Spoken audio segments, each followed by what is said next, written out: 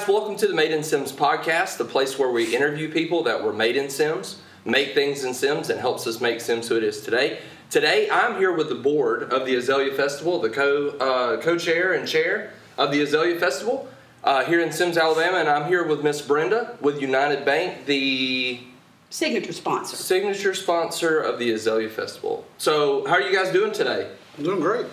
Great. So before we got rolling, we were talking a little bit about the history of the Azalea Festival. We're talking about some of the stuff we could look to expect. So let's jump in and tell them a little bit about it today. Derek, you want to kick us off? Well, sure.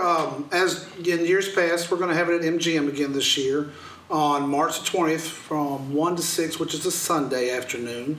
Last year, we had a day change for the weather, like Lisa was talking about earlier. And for some reason, it just took off. The Sundays were great.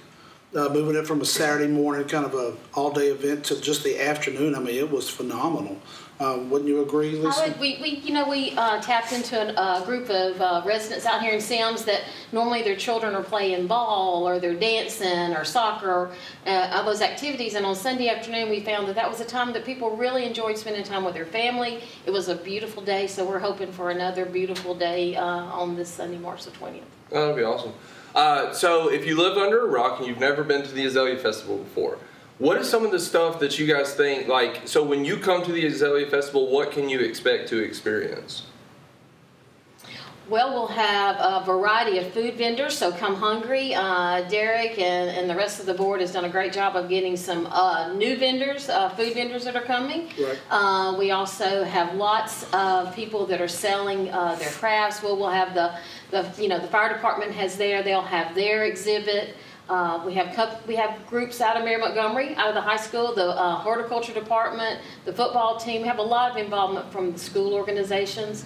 And then we have a lot of great entertainment that'll be out there that showcase our residents out here. And speaking of entertainment, I think what draws a crowd is all the mothers and the grandmothers want to see their baby girls up there dancing. So that'd be cool. That is just, that's a draw there. Oh, so. yeah. Right. Yeah, the city's going to also be there, and they're going to hopefully have their new cruiser available. Yes. Oh, that'd be cool for people to see. For people to see. It's going to be striped. It's going to look great.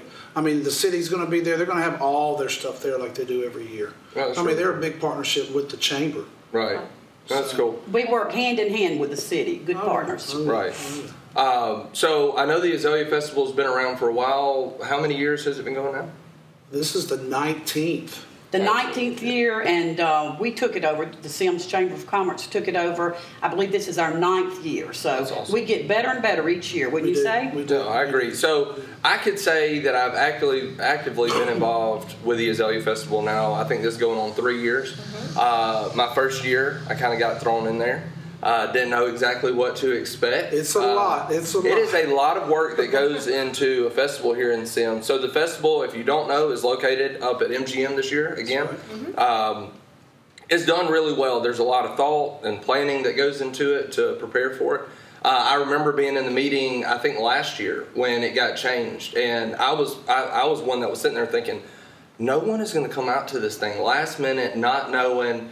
And people got out of church. I know you guys took church into consideration. People were able to go to church and come to the Azalea Festival, get something to eat. It was a lot of fun. It was. The car show also. Last year we couldn't have a car show because of COVID. They weren't doing any shows.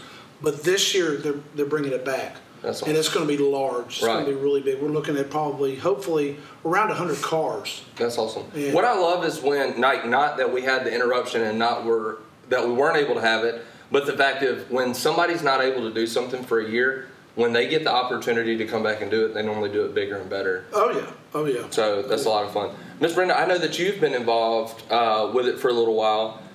You want to say anything about the Azalea Festival, some of the stuff that you enjoy? Well, I enjoy seeing a well-attended event. It is a lot of hard work. We are all the time looking for volunteers. We get volunteers from Mary Montgomery, and I even get my mother-in-law sometimes volunteered, and she very much enjoyed it. But it's something that the community expects every year, and just appreciate Lisa and Derek's leadership this year. I think we've got lots of good sponsors, and can we give a shout out to some of our sponsors? Sure. Let's see, we've got Senator Jack Williams, we've got Air Specialty, we have the Hickory Pit, we have J.T. Murray CPA, we have Babcock Furniture, and there's a few more.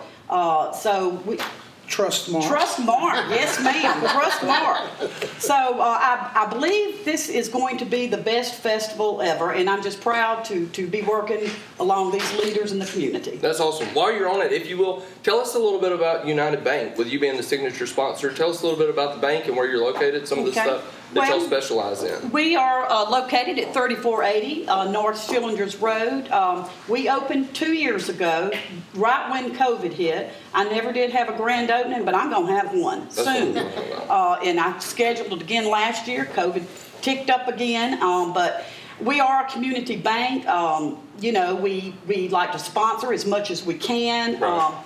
We're a full-service bank offering many products and services. So we're right next to Babcock Furniture, and we are the old Regions building. Everybody kind of knows us because Regions had 2 locations. So this has been a very good time in my life to spend the remainder of my career at a community bank. That's awesome.